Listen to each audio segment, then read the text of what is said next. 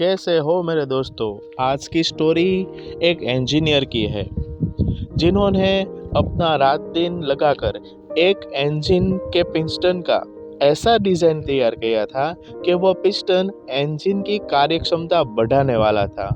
उन्होंने जो कुछ था वो अपने डिजाइन के पीछे खर्च कर दिया था और उनका एक ही ध्येय था कि कोई कार बनाने वाली कंपनी उनका डिजाइन पास कर ले और उन्हें ढेर सारे पिस्टन बनाने का ऑर्डर दे दे।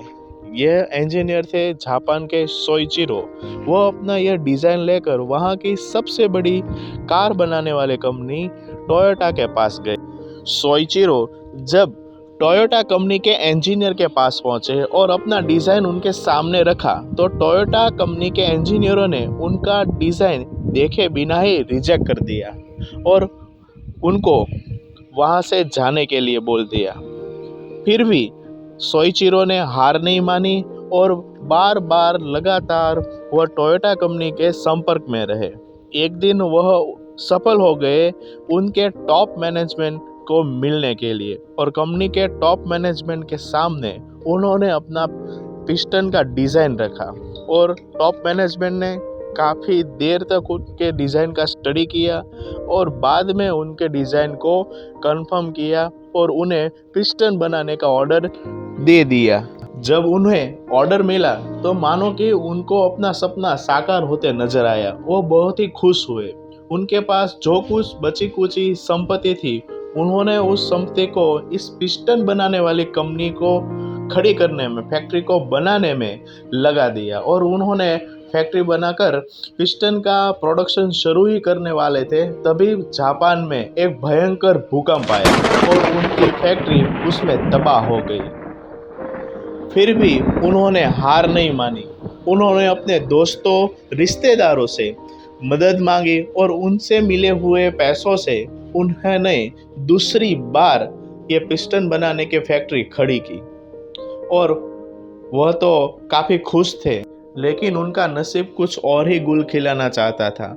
उसी दौरान दूसरा विश्व युद्ध शुरू हो चुका था और इस हमले में उसी दौरान एक बम उनकी फैक्ट्री पर गिराया गया और उनकी फैक्ट्री तबाह हो गई। इस बार भी सोइचिरो ने हार नहीं मानी। जब द्वितीय विश्व युद्ध खत्म हुआ तब उन्होंने बैंक से लोन लिया और तीसरी बार अपनी फैक्ट्री खड़ी की और उन्होंने पिस्टन बनाना शुरू किया। काफ़ी सारे पिस्टन बनाने के बाद जब वह टोयोटा कंपनी को पिस्टन बेचने के लिए गए तो टोयोटा कंपनी ने उन्हें बताया कि आपने टाइम पर पिस्टन के ऑर्डर ख़त्म नहीं किए और हमें पिस्टन डिलीवर नहीं किया, हम आपका पिस्टन नहीं खरीद सकते और उनको वहाँ से बाहर जाने को बोल दिया। यह जवाब सुनकर दूसरा कोई आदमी होता तो काफ़ी डिप्रेशन में चला जाता। तीन बार कंपनी खड़े करने के बावजूद वो अपने कार्य में सफल नहीं हुए थे। तो उन्होंने क्या सोचा होगा? उन्होंने काफ़ी अलग सोचा। उन्होंने सोचा अगर मुझे ये सारे पिस्टन को इस्तेमाल करना होगा और अपनी क्षमता सिद्ध करनी होगी तो मुझे इसके लिए कोई व्हीकल तो बनाना होगा। और इसी विचार के साथ विश्व को मिली अत्याधुनिक कार बनाने वाली कंपनी होंडा और यहाँ से होंडा कंपनी का उदय हुआ।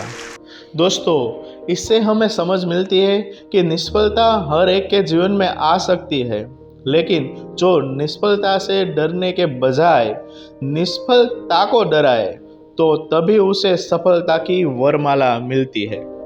इसीलिए किसी ने कहा है कि सफलता कभी अंतिम नहीं होती और निष्फलता किसी कार्य का अंत नहीं होती। Share and like please.